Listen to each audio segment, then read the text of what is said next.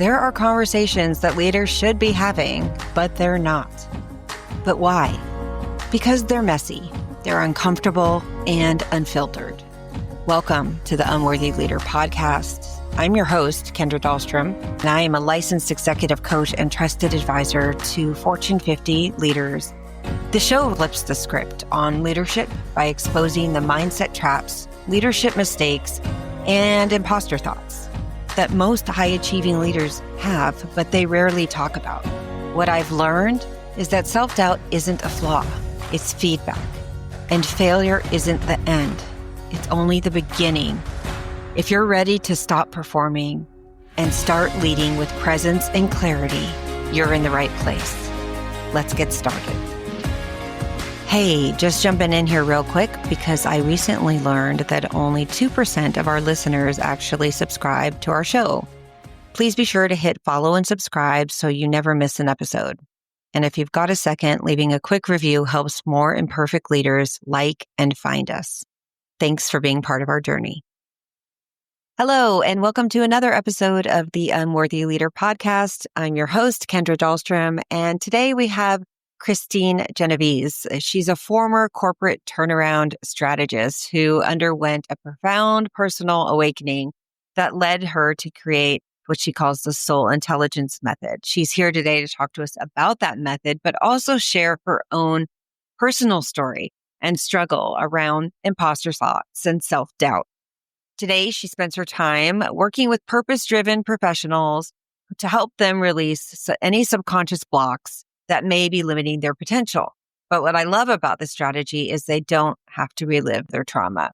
Me being a trauma survivor, Kristine, I was immediately drawn to this when we met, and I'm always looking for tools, practices, mindset shifts, ideas that the audience can glean and say, hey, that might work for me. I'm going to try that on. So thank you for being here today with us. Oh my gosh, Kendra, thank you so much for having me. I'm thrilled to be on your podcast and to meet your listeners. So let's back up a little bit because I only know a little bit of your story, and I found it really quite interesting being that I've been in the corporate space for a long time, and I know a lot of my listeners predominantly are in the corporate space. So I would love for you to share with us a little bit about Kristine's life growing up and how that actually led to you being so driven to be a high performer to begin with. Oh, we're going way back. We're going to rewind. If it's okay. Yeah. It's totally fine. Yeah, I was actually just talking about this story the other day because someone was like, well, how did you know that you were an empath or you were intuitive? And it actually did start in childhood. I grew up with an alcoholic parent, and I realized through all of that abuse, there was this, no matter what you did, it was never good enough. And in order to be recognized and receive positive praise or feedback, you had to not just meet the expectation, but exceed it. So I became the overachiever. So that was the positive outcome of all of the abuse that I suffered at the hands of my father. But what I realized as a grown-up, believe it or not, was I started to recognize that I didn't like how I felt around my dad. And it wasn't just like, I don't like him as a person. It was, I physically felt myself start to change. I told my mom, I go, I just don't like how I feel when I'm around him. I feel like a different person. I don't know what's going on. And I realized I was picking up on all of his emotions, right? I was so in tune. My first sense is to be clairsentient. So I feel things. Mm-hmm. And so I felt his self-hatred and loathing and failure and just anger and all of this stuff. And so I was not even realizing that I was bringing all that emotion into my body. So that was very challenging. Living with a narcissistic parent like that, I wound up finding a lot of them in corporate America. I don't know if you found that too. A lot of narcissistic personality. No, never. So at least, I feel like I had a PhD in narcissism to help me navigate those things, just from growing up. But I think it really helped me understand the challenges and what was going on. And, back then, when you were an alcoholic or you had a problem, they didn't have the tools that they have today where they can send you to rehab or you can get mental health counseling or whatever kind of programs that you need. What they did is they moved the problem around. right? So I thought my dad was getting promoted. We were getting moved around because they were making more and more remote locations to move the problem until eventually he lost his job. And I didn't realize that he had lost his job. My parents even kept that a secret. Oh, dad just left. He decided he's going to start his own business. I'm like, what? It's just kind of fascinating when you go back and you look how that childhood trauma and all the stuff that you lived through has impacted you. So I do think it made me, number one, an overachiever for sure. It also made me very acutely aware of other people's emotions. So as a corporate turnaround specialist, the job was always to figure out what people, process, or technology needed to move to meet the business objective. Well, I was also understanding what is that underlying energy that's holding the business back? What are the key things that needed to shift, not only for the company as a whole, but within each department? What are those things that are preventing the departments from communicating well? What are the silos? Why were they created? So I really had a deeper understanding from an energetic understanding of what was going on. But I also grew up at a time when women had to work twice as hard to earn the same money. I hit the proverbial glass ceiling multiple times. I remember even being a bartender, putting myself through college, sophomore in college, I'm tending bar, that I had to carry 2 cases of beer up 2 flights of stairs just to prove I could do it. The guys could do it, so I had to do it. Just kind of that idea. I started to believe I needed to be masculine and that I needed to take on masculine qualities. I needed to be one of the guys. I had to talk crass and curse and tell stories and be focused on sports and what's going on and kind of put people down if they were emotional at work. Complete masculinity, I would say even toxic masculine, to where I didn't realize what I was doing until I had a health crisis. I went and had a normal OBGYN appointment, pap smear, and they were like, there's a lot of funky cells here. We need to do a biopsy. I'm like, what? Nobody wants to hear that word. And so I did the in-office copal procedure. Then they called me back and they said, there's too many bad samples here. We need to schedule a procedure in the hospital because we're going to do a cervical biopsy. And I was like, uh-oh, something's really wrong.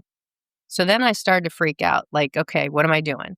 Well, the first thought was the masculine part of me is like, oh, I'm done having kids. I can get a hysterectomy, just take it all out. Who cares? I don't need those parts. Like literally, I remember thinking about that now. Like how ridiculous of a thought is that? Like terrible of a thought. Then I was like, okay, there's got to be a way. There's got to be something going on. I need to understand what this is. And so I sought out other healers. It was part of how I had learned another method where I use a book of charts and a pendulum to figure out what's that energetic root cause of what's kind of going on. And I started to do my own healing work. I went to other healers. I did energetic acupuncture. I talked to a psychic. I had someone that did energy work for me. And she said to me, she goes, you need to get in touch with your divine feminine. And I'm like, what the hell does that mean? Do I have to wear, do I need to wear dresses? Do I got to wear hair long? Do I got to dance? What does that mean? But what it meant to me at the time was I started to research strong female deities and heroes. And I read about Isis and what she did as a leader in Egypt, or Joan of Arc and how she was able to manage troops and all kinds of cool stuff. And, Sekhmet, she's this lioness Egyptian goddess who has big hair like me, like the lion. So I probably identified with her a lot. And I started to realize, wow, women are really strong. They're not weak like this crazy perception I had in my head. As a matter of fact, if you go back far enough, you'll realize that a lot of the leaders were women. And we just shifted to this male-dominated culture. So I had someone say to me, well, basically, you need to embrace the feminine parts of you. And so I started to look at how strong women are and how incredible we are and how much we do and how we contribute in the world and how being in touch with our emotions can make us so much better as a leader, understanding the emotional impact of actions, right? We understand IQ and the importance of that. We understand EQ, the importance of how you say what you say so that it lands and the audience receives it well, regardless of whether that's a one-on-one or a group. And then I further developed what soul intelligence means, which is, your inner knowing and leading, living and loving your life from that place, which I'll talk more about. But to get back to the story, I had one girlfriend say to me, she goes, you know what, by the time you get into the hospital, she's pretty, spiritual person. She said, it's going to be gone. And I went, that's the key. So I started to see all my cells vibrating in healthy order. I saw myself as healed. I saw myself as, this is nothing. I'm embracing my divine femininity and masculinity. It's not one or the other. It's a nice, healthy balance.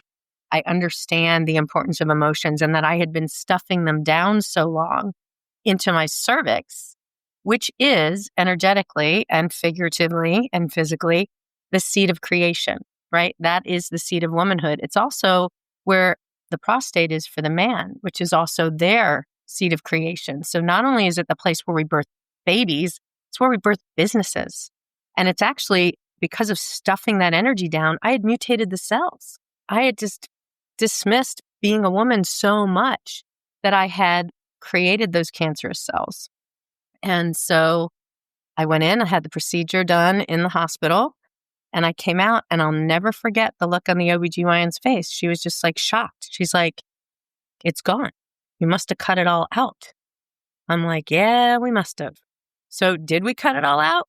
Probably helped, right? We did stuff in the physical, but I also did stuff on the mental, emotional, spiritual, energetic level. And that's really what, when I talk about soul intelligence and I talk about healing energetically, where all of that comes from. And we always say, healer, heal thyself. Well, we have to go through it before we can help anybody else. Mm-hmm. So that was probably the biggest shakeup for me within corporate America. The second biggest shakeup kind of happened during COVID when we got the ultimate timeout. That's where the method was really born, the soul intelligence method.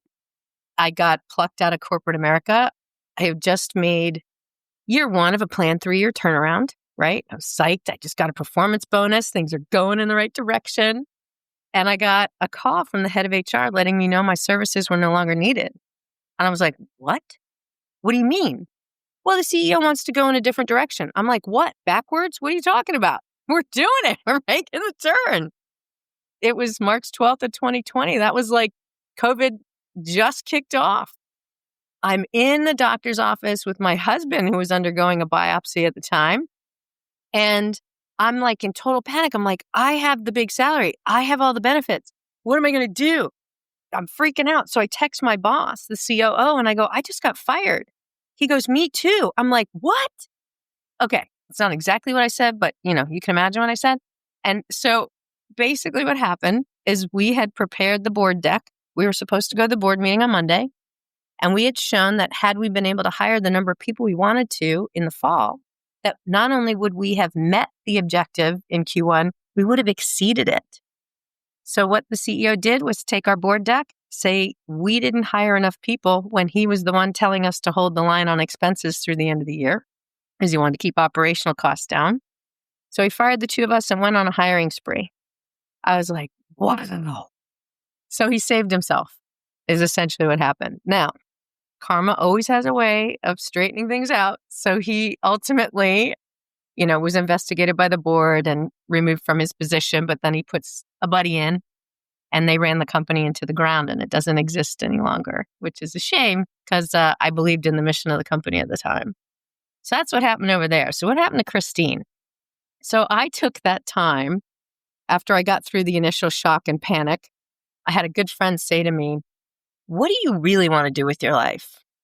And here I was, early 50s, out of work, going, it's the height of COVID. Nobody's hiring. Everybody's trying to figure out this whole work from home thing, even though I had already done working from home and traveling my whole life.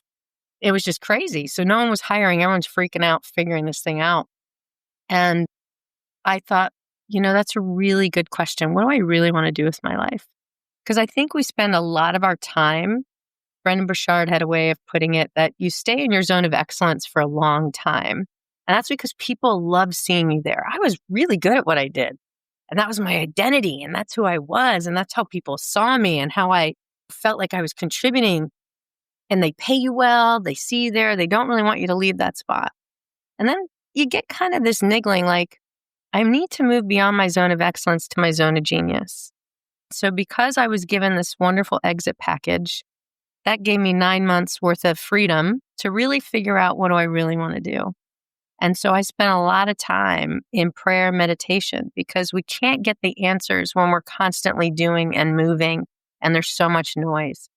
One of the key tips in getting in touch with your soul intelligence is you have to create space and get comfortable in that silence and connect to the divine or whatever higher power source, a power greater than you, and be open to receiving, open to hearing the messages. Because when we're stressed out, we're constricting the energy, right? We have to be open and vulnerable to allow those answers to come through.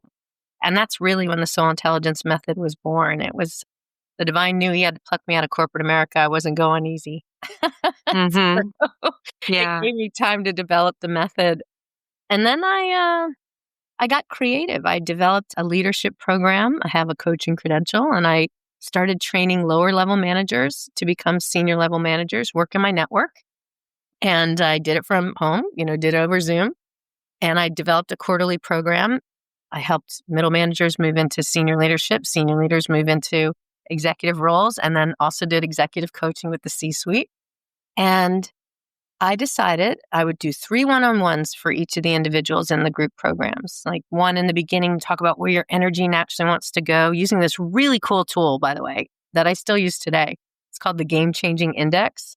It's this really cool tool that helps you figure out what naturally motivates you and inspires you and the type of work. It has nothing to do with skill set or personality. It's all about where your energy naturally wants to go and flow. So super cool. Anyway, so I'd use that in the beginning. Then in the midpoint, they've spent, a good 6 weeks with me. We're testing like, what are your goals? How is it coming? How are the techniques you're using? A standard coaching session. And then before the end of the program, a few weeks before the end, I offered everybody an opportunity. And I said, okay, we can do a traditional coaching session and kind of set you up for where you want to go from here with your team. Or you can take a risk walk with me and we can do a soul intelligence session where we can get to the root cause of what's really holding you back, not only at work, but at home and in the rest of your life. Every person chose the soul intelligence session. And I was like, all right, game on, here we go. So it gave me the confidence that I could step into this role that I own today, the spiritual gangster, but I still have a very strong business background that I bring with my method as well. Because it's really founded in science. It's not woo-woo. And that was always important to me. I'm like, people are going to think I'm nuts moving into this area. So I work within functional medicine and integrative medicine. And, they're open to healing the whole person and getting to the root cause of all dis-ease or dysfunction or dissonance within the body. And that's really where I get to operate with soul intelligence. Wow. Thank you for elaborating and sharing the story so we got a sense of the context and then how it inspired what you created and then where you are today. A few things I want to just touch on as I think about your story and we go back. I think something I want to call out from myself personally, as well as the listeners, is we often hear, as we start to think about quantum and neuroscience and neuroplasticity and how our brain works, that oftentimes we will get thoughts. And sometimes those thoughts aren't our own, yet we think they are because that's how they come in. Sometimes it's in our voice and it's just this exchange in this physical realm. And we start to feel like hear a thought and then we have to learn and train ourselves to stop and ask, okay, is that my thought or is that someone else's? And so something I really heard in your story as you were explaining the feeling you would get as you were around your father and as you got older, you got more familiar with that. I've had very similar, very, very similar to that. So as you said it, I was like, oh yeah, I know this one. What's so fascinating, and I want the listeners to think about in their lives, because this I think can really help them, is the idea of when we start to feel yucky inside, whether it's sick or angry, bad thoughts, or even a voice saying, you're so stupid, you're so dumb, or whatever that abusive rhetoric is, that's not our own voice either, right? That's not our own voice. It's not our own feelings. And so what clicked for me was this idea that I never thought that how sick I would feel when I was around people, it could be my body reacting to being around them. And that's always what I mostly thought it was. But it actually, to your point, could be that I'm actually just picking up on how awful they feel inside of themselves. Yeah. So it's so fascinating. I think it has to do with, if we just kind of pick up science for a second, we probably all remember from grade school, everybody and everything is energy, right? We're all protons, neutrons, electrons vibrating in this body. So we have an electromagnetic field. We're operating an electromagnetic field. Our body actually runs on electricity. We're mostly water, right? So I think we forget that we are energy because we're corporal, we're physical, and we feel separate. But if you just come back to the basic principle of everybody has this electromagnetic field, that means energy can get stuck in people, places, or things, and it can get stuck in your physical, mental, emotional, or energetic body, right? So sometimes you have to go, oh, is that true? Do I really feel that way? Is this even mine? Right? And it's checking in with what I call your soul intelligence, right? Checking in with that inner knowing, because your soul, the divine part of you, the eternal part of you, the best version of you, your higher self would never say that to you. That's right. No, and I completely agree. And what I think is so fascinating and why I wanted to have this conversation is, as a recovering high performer myself and working with a lot of people who are high performers and the listeners who are, high achievers / high performers, it's a real struggle to slow down, to give yourself that space and time. And then the ego gets very creative into manipulating you into thinking that you're slowing down. So it's like, oh, I'm going to do my meditation while I'm walking. Now, I love meditating while I'm walking. I really do. I love meditating. Walking meditation. That's I do walking meditations and I love it. But are you really doing a walking meditation, or are you doing a meditation while you're walking because you want to do two things at the same time? You know what I mean? It's like, what's the intention behind it? And so I think as high performers, first of all, we really struggle with the slowing down piece. And so that's the invitation, a reminder to everyone listening that that's a key component here. Yeah. I mean, I think it's fascinating you bring that up too. We're human beings, yet we function as human doings most of the time, right? So the idea that you just take a time out to be, I used to think that was lazy, resting. Me too. Right? I know. We grew up with such a crazy psyche, as opposed to what I actually need to be a high performer or a high achiever. Right. And one of the things that's my favorite to shift energy quickly is to remove yourself from the environment. So if you can go outside, that's why I said, walking meditation, great, right? Because you're out in nature. You can actually hear sort of the rhythm if you're really paying attention. So whether you're like by an ocean, quiet walk, woods, mountains, whatever it is, but nature has a way of really grounding us and getting us back into a natural rhythm. So just even changing your environment can help. But one of my favorite ways to kind of shift your energy is laughter. It is one of the quickest ways to bring your frequency up and to get to that level of joy. And it's easy and fun. Oh my gosh, that's one of my favorite things to do is laugh. So, we don't think of these things, but it's literally changing your state. Dr. David Hawkins measured emotions. Like, I can tell you that things like guilt and shame and perfectionism vibrate at a lower level than fear. Think about that. And how we're always striving for that unattainable perfectionism. I did this great, but I didn't get this right. And we're always focused on the what we didn't get right, as opposed to look what you did. Being in gratitude and excited. And when we go there, we literally pull ourselves down to like the lowest level of consciousness when we do that. We're doing it to ourselves. And you mentioned the ego too. Our ego helps protect us, right?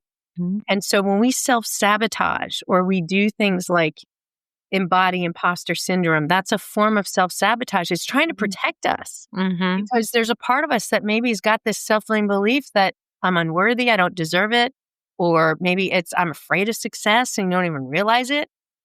But when you look at the scientific fact that we spend most of our time in our mind, our head, that's where all the figuring and strategizing and calculating and thinking goes on. But 95% of the time, what's running the show is our subconscious mind, right? So that's where all that stuff is coming from. That's where the self-limiting beliefs reside. And when I talk about energy, emotions are supposed to be energy in motion. And so if you don't move that energy out of your body, we know from science, once energy is created, it's got to go somewhere. It can't be destroyed. So if you don't move it in your body by going to take a healthy walk, okay, or dancing or beating the crap out of somebody or something. No, I'm not. No, just a pillow. Like a pillow. Keep it to pillows, please. But moving that energy begins to pool. Just like my example about stuffing it down and it went to my uterus, right? Then it causes dis-ease or dysfunction or the dissonance in your frequency, and it needs to be shifted. And you got to see a doctor, right? Typically. That's when we notice it. So I really look at our physical body as our barometer to the subconscious mind of what's really going on. I'm an avid tennis player, so that's how I get a lot of my competition, my competitive spirit out, you know? And this weekend I was playing tennis and it was a critical match. We needed to win the match for our team. I jumped for a ball. I came down, I landed, I rolled my ankle and I'm like, uh-oh, that's no good. My partner goes, are you okay? I'm like, nope, not at all. But we only had 2 points to go. So I was like, I'm going to suck it up because that's what high achievers do, right? Tough love on my own self. I sucked it up. We won the last 2 points. So I was really happy. And then I'm icing my ankle. And then I'm like, that's fascinating, Kristine. You need to get to the energetic root cause of what this is. Most of us are like, you just went for it. You're in your 50s and you're still competing as an athlete. Of course, something like that's going to happen. You rationalize all the things. But then I look and I'm like, oh, that's from overcommitting. Like when you can go in and find the energetic root cause, I needed to slow down. I was being given a divine time out. So I can't play for a couple of weeks. And now I'm rehabbing the ankle and icing the ankle and putting it up. And it's forcing me to be in stillness and take my own medicine. That's right. Well, because we're human beings, as you said, right? We're still learning as well.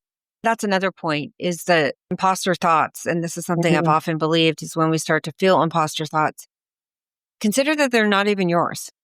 Again, I like to use the acronym POD. So pause, observe, and then decide. Is it true? Do you want to listen to it? What do you want to do about it? Nothing. That's fine too. But I always like to use that acronym for myself and others. And so what I like about what you shared as well is this tracks with the concept of imposter thoughts. It may be yours, but it may not. You may hear it in your voice, just for those who are literal that are listening, but it may actually be your father or your mother or your grandparent or your sibling or a bully at school you grew up with, a teacher or whoever, right? I think just knowing that we have that agency and that power of choice to observe and decide whether or not we even want to listen to it.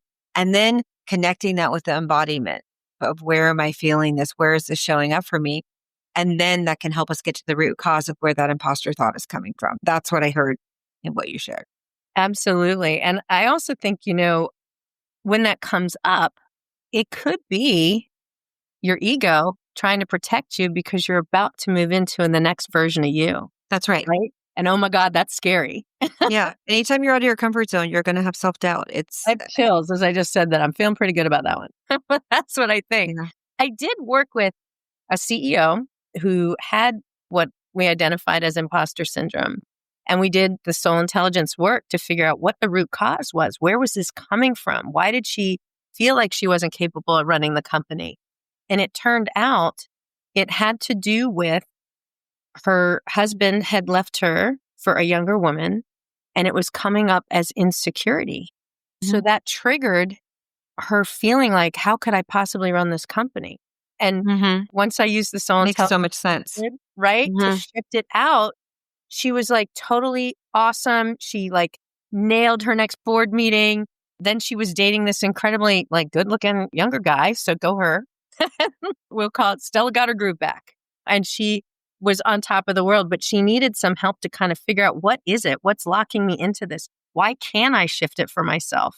And so the opportunity was to find out where is that insecurity coming from? And so that's nuance because it's going to be different for everybody. But have you noticed any patterns in high achievers that struggle with whatever manifests as feelings of unworthiness or imposter thoughts inside of them? Usually it's rooted in insecurity, but have you noticed any patterns that emerge in them? And then how it manifests in business, because some of the people listening today may have some of this, not in the business of diagnosing them, but in any way, shape, or form, but just want to help them if they have things that come up at work that are maybe triggering or bothersome, or patterns that they see that are emerging over and over again, especially if they're in relationships or whatnot. And they're not making that connection that actually it could be something they've stuffed down. Yeah. So besides insecurity, because we kind of talked about that, or unworthiness, is abandonment. Okay. Mm-hmm. Okay. So feeling like, whether you feel abandoned in your family, whether you're self-abandoning, right? That's when imposter syndrome comes up. That's really what that reflection is, Mm-hmm. right? Is I can't possibly take that on. And it comes from feeling like, especially as a, high performer, you always feel you have to do it, right? It's got to be you. And so it's that abandonment. Like, if I don't do this, they're going to leave me. Or if I don't do this, the team's not going to succeed. If I don't do this, it's this constant I have to do. And it's really rooted in abandonment. So I'd say those would be the big three. Well, and that's so interesting you said that, because I've seen that as well. And the lack of tendency, I'll call it, to ask for support. Mm-hmm. So think of how much of the ego is actually playing into that when you think that you're the only one. I mean, at the moment, it doesn't feel that way because you have imposter syndrome, so you're feeling bad about yourself. Right. But if you really, theoretically, but if you take off the layers, think of how much the ego is playing there, that like, oh, I'm the only one who can save this company. I'm the only one that can do it, or I don't want to have to ask for help. And I think it's that, right? I think it's really that, seeing asking for help as a weakness as opposed to a true show of leadership, right? Yeah. Well, and I think asking for help, for me, it falls into the category of what I would call vulnerability. Mm-hmm. Saying, hey, I need some help. I need some support. I need a thought partner. I need more ideas. I need someone to bounce this off of. Mm-hmm.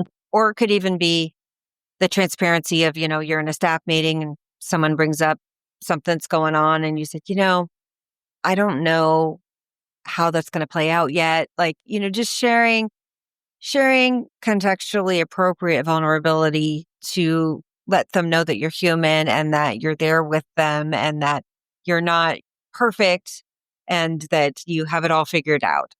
I'm a big believer that the asking for support falls into that category of vulnerability. And I will tell you, almost every leader I've worked with, I'll say 99%, just because I want to make sure maybe there's one out there, but they will tell you vulnerability is good and authenticity is good, and they'll nod their head. But to your point of practicing, they're not practicing. They're not being it. They're not embracing it. It's good for you, but not for me. And they see it as a weakness, and I see it as a strategy. I agree. I totally agree with you.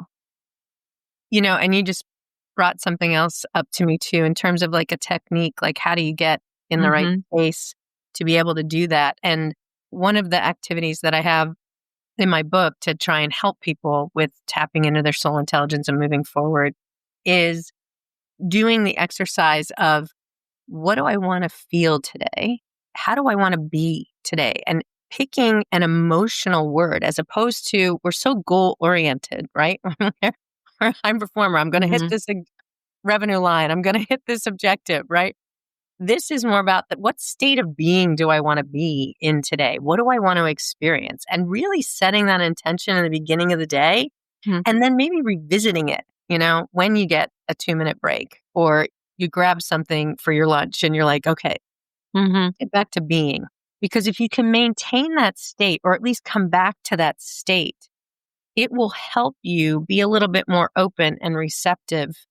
I don't want to necessarily say vulnerable, but at least putting you in a state where you're more apt to enlist help, or working with the team and say, hey, let's figure this out together. Or how can we make sure that this moves forward as a team, as opposed to you feeling like you have to do it yourself? Like, that's kind of to me, sort of like the bridge step, is to mobilize a team to do it together, as opposed to, we all come up with something better together, as opposed to individual anyway, right? So it's almost fun to brainstorm, and then you get those crazy ideas, and then again, you can laugh, like doing it. Like, someone comes up with something absurd and it just creates that creative energy and spirit.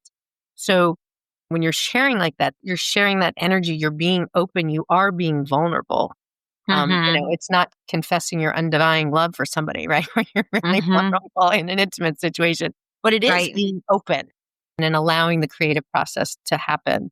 And I think that's a way to kind of bridge to getting to the state that you need to be in, really.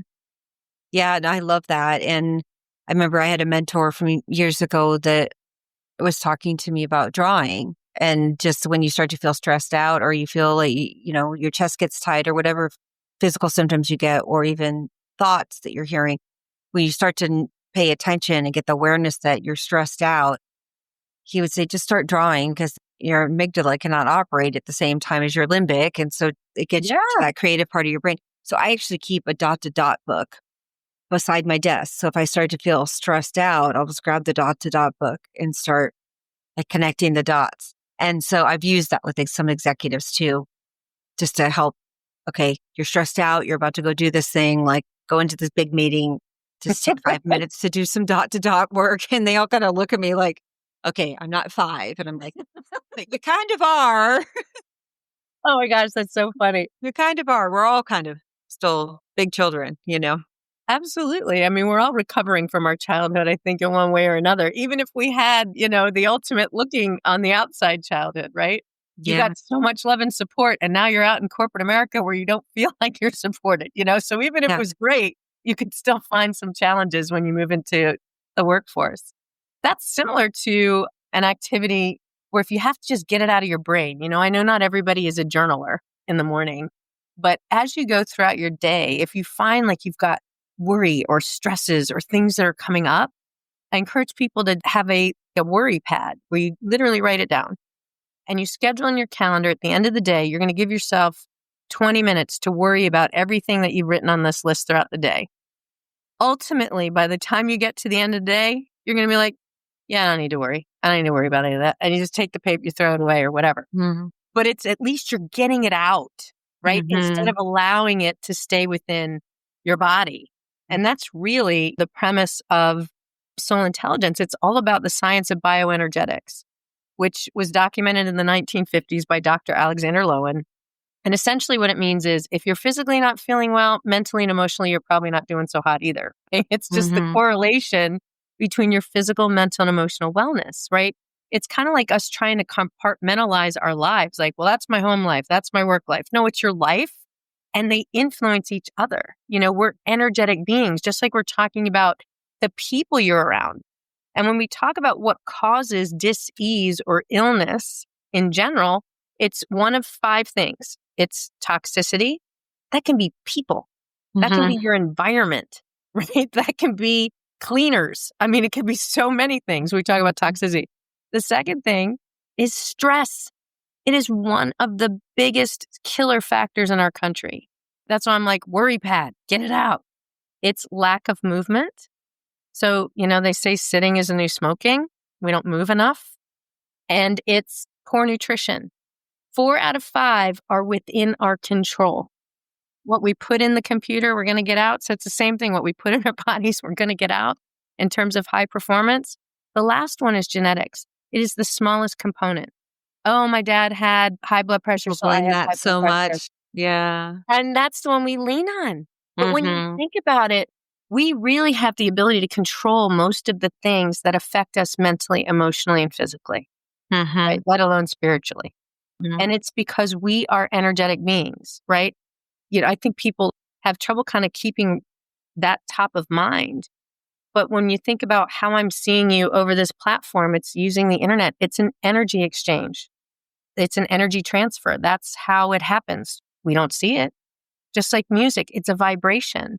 And Einstein talked about the future of medicine being vibration and frequency. He knew. And so when we talk about what affects us, it is all energy.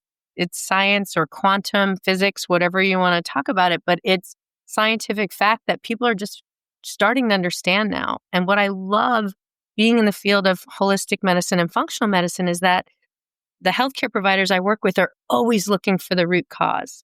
What's actually causing it? Let's not just treat symptoms. And so that's when we're talking about imposter syndrome. We're talking about, let's not just treat the symptom. Let's figure out what's causing it in the first place? What are those root cause emotions or self-limiting beliefs that need to come up and out and shift? Mm-hmm.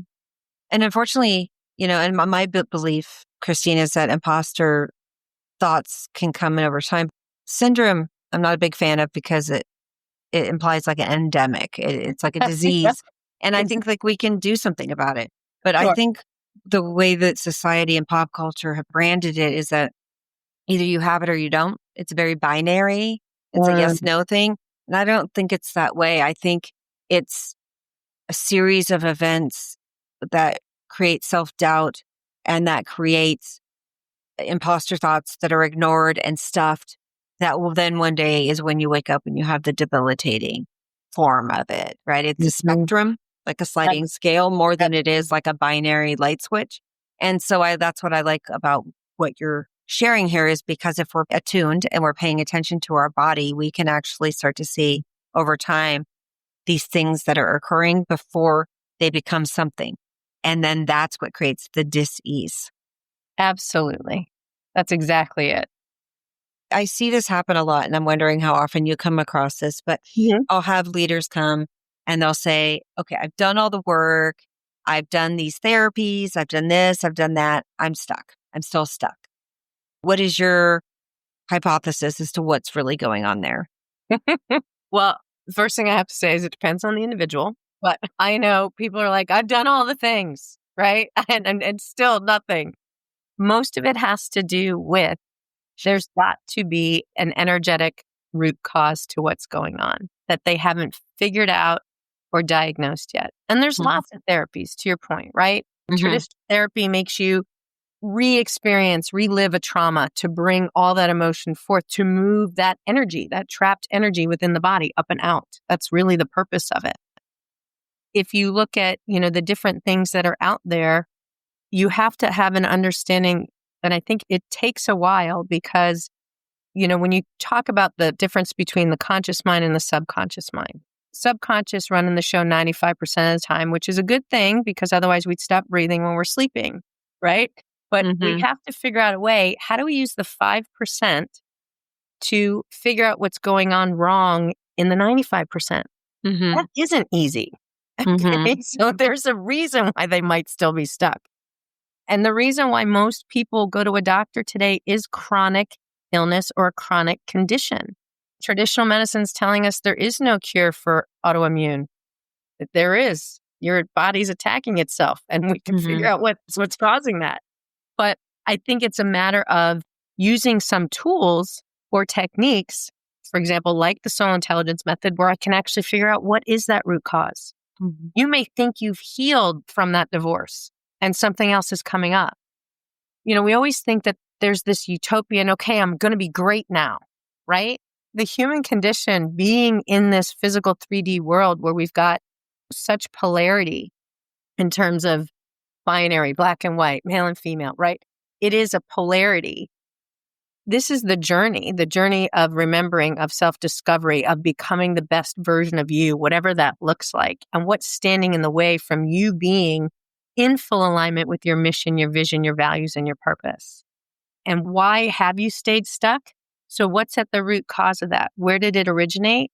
And I can typically figure that out with the soul intelligence method. And what I'm called to do is to teach other people this method, to be honest with you. That's what I really want to do. Health centers and wellness centers throughout the country. But I do have certified practitioners that do the work beside myself. But it's really, how do I program that subconscious mind? There are techniques and things that I use. I have something that I call my sacred soul script. But essentially what it is you write about whatever it is, like you pick a future state.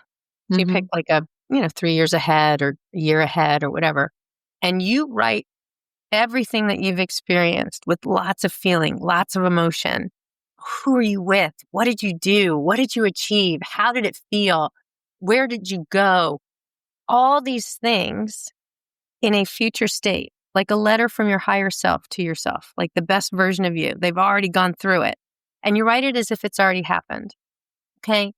Then once you do that, you envision that first thing in the morning, and you envision that right before you go to bed, because that's when our subconscious mind is most active. We're going from one state to the other. When we're most impressionable, we're able to start reprogramming the subconscious. Because the cool thing about subconscious mind is it doesn't know time. It doesn't know whether that feeling you're feeling is in the future or right now. And in order to shift your current state, you have to vibrate at the state you really want to be in. Mm-hmm. Okay? And the way the quantum field works is everything always starts with that idea, that inspiration, the IQ, right? That's the electric part of the electromagnetic field. But what magnetizes things, what collapses the particle wave, okay, and brings it into you is emotion. It is what you feel. That's what the subconscious mind responds to. So you have to work with people who can help you change that inner state so that the outer world manifests what you're feeling on the inside. So it's getting into that subconscious mind. And a lot of times we stay up here and we stay in this constant brain going and going and going. And we're so disconnected from our body, our feelings, and the subconscious that there's no way for us to get out of it. We feel stuck. We're in that loop. So it's really about getting out of here, getting out of your mind and getting into your body and feeling the feelings that we've probably been avoiding or stuffing, getting to the root cause of where they are and releasing them so that they can start to shift. Does that make sense? Oh, absolutely. And that's been my experience as well. I mean, with yoga or any exercise activity, but in particular yoga, because of how the movements are constructed. And I think that now I know enough to know better, but I think when I started this work, for anybody who is starting down this path or considering it, it's well worthwhile. However, the one highlight, I guess I'll point out to you is that when you start to go into feeling those feelings, sometimes you don't even know why you're feeling them. You just feel sad. You feel heavy. You feel overwhelmed. You just have to trust the process and let yourself go through feeling those. That's been my experience, Kristine, because sometimes you'll find that like weird memories will come up even as you're having the feelings, and there's never really a good time to do it. I mean, I always like to do that kind of work if I was going to do it on like a Friday, and then I could have the weekend to at least not have to focus on work and be by myself or be with my family, and I could take a nap if I needed it or whatever. So, I mean, I guess there are less opportune times, but if it kicks in on a Tuesday morning, sometimes you can't do much about it. And so I think it's just really important to not shove it down more, because I've done that. And then it's actually turned into like getting really sick versus just taking that day off, even if you have something important going on, because you don't want to end up in the hospital or something more serious. So that was like kind of my big lesson, I think, over the years as I've been going through it is just, wow, okay, these feelings are big and I'm surprised how big they are. And I sometimes know where they're coming from. Sometimes I don't. And just honoring that process and trusting that it's going to pass. That's absolutely great advice. You know, sometimes the feelings come across and you don't know where they're coming from, but it's triggered something in you that's coming up for healing. So I encourage you to look at it as a gift, right? I'm a hot mess. Okay, but that's good. Like you want to be the hot mess. You want to go through the feelings and allow it to come up and out, because what causes dysfunction in the body is when we keep it stuffed in. Like somebody whose back goes out on them, that feels like their whole life is coming out from underneath them. Somebody might just have a pain in their neck and go, gosh, it's on the right side of my neck. Right side is typically masculine. So it's like, that's right. My husband wanted me to do something. I don't want to do it. But you start to get a little bit more in tune with your body and what's not feeling right, what's not landing right. And you can at least understand maybe some of the root causes of what's going on with you, and you can move those things out. I think it's also bringing that awareness to it, getting more comfortable with, okay, so it could be something simple or something more serious. But the longer we push things down, the more likely we are to have physical difficulties. So I will share, I was not only a high performer or overachiever, whatever, I was also an overdoer in my marriage. And I was trying to do everything. My husband was in a deep depression and just not providing, So I was doing everything from supporting us financially to the household, to trying to help him with his health issues, to trying to cheer him up, motivate him. And I'm overdoing, right, in this codependent relationship and allowing him to underdo. And I allowed that to go on for such an extended period of time that my body physically began to break down. So I had what's called a glaucomic cyclic crisis, which basically means the eye pressure in my left eye was so great, it was putting pressure on my optic nerve, which comes from stress, and causing temporary glaucoma, right? Blindness. That's what it is. Glaucoma is this pressure on the optic nerve. So it was like I was looking through a dirty shower door, and then with spots kind of floating around. And I'm freaking out. I'm like, oh my God, I'm losing my vision. So I obviously did all the things energetically I needed to do. I went to the eye doctor, got drops, tried to get that under control. And I realized, oh my God, I don't want to see my life this way. I was going to say, you don't want to see something. Yeah. And then the next thing that happened to me is told you I'm a tennis player. I went to play tennis and I'm because having one eye was not a sign that you needed to rest, right, yeah. Kristine? I could do it. And I couldn't, my hip went out on me. I couldn't continue to play. It was like the third game in. I'm like, I can't even walk.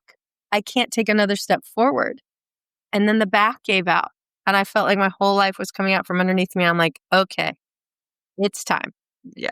And so I shared with him, look, I've got to heal me. I can't heal you. You need to heal you. I need to heal me. And then we can talk about whether we think there's an us. And that's ultimately why I made the decision to leave my marriage when I did 2 years ago. But it took me physically breaking down to realize, oh my gosh, what am I doing to myself? And I think that's rooted in this overachiever type mentality, right? Of course I got to find a way. Of course we'll make it happen. Never say die. There's always a way. No crazy. Yeah. Yeah. And the corporate systems don't help any. I mean, they offer wellness programs and stuff, but I feel like that's just because they have to. I honestly don't. Some of them care, but I think a lot of it, it's still just bottom line stuff. So you're just a widget there to work. So unfortunately, I think the corporate systems don't really help that a lot. I think people need to realize too, I have a quote, choosing yourself isn't selfish, it's sacred, right? We have to put ourselves first. And what I mean by that is you have to take care of you or you don't have anything left to give to anybody else. That's right. Yeah. And so energetically, I was trying to run his stuff and my stuff all at the same time. And my body eventually broke down because I wasn't separating it. Well, yeah. And so many of us do that, right? I see it all day long. People take ownership of how other people feel, people pleasing. Right. Can't own how someone else feels. You're never going to be happy or successful in anything if you're trying to worry about what people feel all the time. It's easier said than done, but I see it all the time. That comes to a boundary thing as well. But I think what's so important here is this lesson it reminds me of Byron Katie's statement that there's your business, there's others' business, and there's God's business. And trying to get into his business and God's business, right? And it's okay, that's a good reminder, okay, push me back in my lane, and I do it too. I mean, we're human. This has been super helpful. What I'd like to hear from you before we close is thoughts on functional medicine and where it's going today. I'm seeing more of an uptake of it. I'm seeing it become more popular, a little bit more discussed in mainstream, especially since the pandemic. I'd like to see more of it available through insurance programs, through corporations. Some companies are kind of dabbling in it, but I'd like to see it moving more in that direction. What do you see in terms of the services you provide being able to actually help if they were even brought into HR programs and wellness programs? It can help a whole myriad of things. The better you feel, the more productive you are. We know that. That's why they developed wellness programs in the first place. When I was talking about the different things that really cause dis-ease in the body, 4 out of 5 we can actually control. They're all lifestyle related. Managing the stress. Well, my method is a way to help manage stress, as is exercise, as is, doing things you enjoy that light you up from the inside out. But it's toxicity. And how can you limit that toxicity? What you put into your body, what's in your environment, what do you listen to? Who are you around? That includes energy vampires. You know what I mean? That person, you see them on your cell phone, you're like, oh, I don't want to pick that up. That would be one. Okay. If you're wondering what I'm talking about. And it's also about, what are you feeding your body? How are you treating your body nutritionally? We know that our food supply today doesn't have the nutrients and doesn't have the trace minerals and all the things that we need. Even if you eat pure organic and all kinds of good stuff, you're just not going to get enough nutrients. So you have to supplement. You need to use nutraceuticals to help the body get what it needs to function properly, right? Mm-hmm. And then, beyond that, just making sure that you move in some way, even if it's just a walk. It doesn't have to be strenuous or stressful, but making sure you put movement so you're moving the energy through your body. So all of those things relate to energy, right? What are we putting in the body to fuel the body? What are we surrounding the body with? Being conscious of who you're around. All of those things help. There's certain genetic things that come through that we've either decided that we need to work through for our families, or that is part of our life purpose to help heal others. For the most part, we have control over those things. And the coolest thing about my method, I think, is that you don't have to do anything. You actually just get to be. You show up on a Zoom and you just receive. Nice. That's it. And we see what comes up for you and how to shift it. Sometimes people come in with, this is going on in my life and I really want to fix it. Whether that's physical or relationship or work related. But oftentimes it's what's in my best and highest good. I just don't feel right and I don't know why. Or to your point, I'm stuck and I don't know why. So that's one of the nice things about the method. It's a one-on-one with me, and I hold and host a group session once a month that's 6 Eastern, that if people are interested in just kind of, what's this all about? I do it in a group format where I'll pick a theme. So like I did May, Mother's Day, June, Father's Day, like dealing with the father wounds or the mother wounds, depending. Different themes, because that's easier to do in a group rather than it being so intimate and one-on-one and super specific and personal. But if people are interested in learning more about the Soul Intelligence Method, they can go to the soulintelligencemethod.com website and sign up for my email list. And that way you'll get access to that group session I mentioned, if that's something of interest to your listeners. That's perfect. That was going to be my next question, is how people find you, how they get a hold of you. Also mention your book. Oh, for sure. Okay. Well, so this is my book. It really is me. I know people are like, oh my gosh, that looks like you. I'm like, yep, it's me. Healing Through Soul Intelligence is my book. It's an LA Tribune bestseller, and it was just voted Book of the Year by Best Holistic Life magazine for 2025. Super cool. It's available on Amazon. I actually went out to LA and recorded it on Audible. So congratulations. I had several people say to me, oh my gosh, it feels like I'm getting a healing because it's you. I'm like, I know, super cool. So if someone would prefer to hear it on Audible, it's also on Barnes & Noble or my website. Okay, awesome. Well, thank you. And thank you so much for being here with us today and just talking about this interesting perspective, because I feel like there's a lot of people out there that will talk about it, but I like that you have that science background so that listeners who are wanting to learn more but are still maybe slightly skeptical or don't quite understand it can hear it directly from someone who has a science background. So I think that's really important. Well, I thank you so much. You're welcome. Besides doing all the wonderful energy work in the world, I am also still grounded in business, right? As the chief growth officer for a nutraceutical company. So I really believe in functional medicine and healing physically, mentally, emotionally, and spiritually. So thank you for the opportunity of sharing with you. It was such a fun discussion. I told you before, I'm like, we need to hang out. Yeah, we'll definitely talk soon. Thank you so much for being here. Thank you, Kendra. Thanks for tuning into the Unworthy Leader Podcast, where we believe in leading with more honesty, heart, and humanity. If today's episode made you think, feel, or see things differently, make sure to like, follow, and subscribe to become an official member of our community.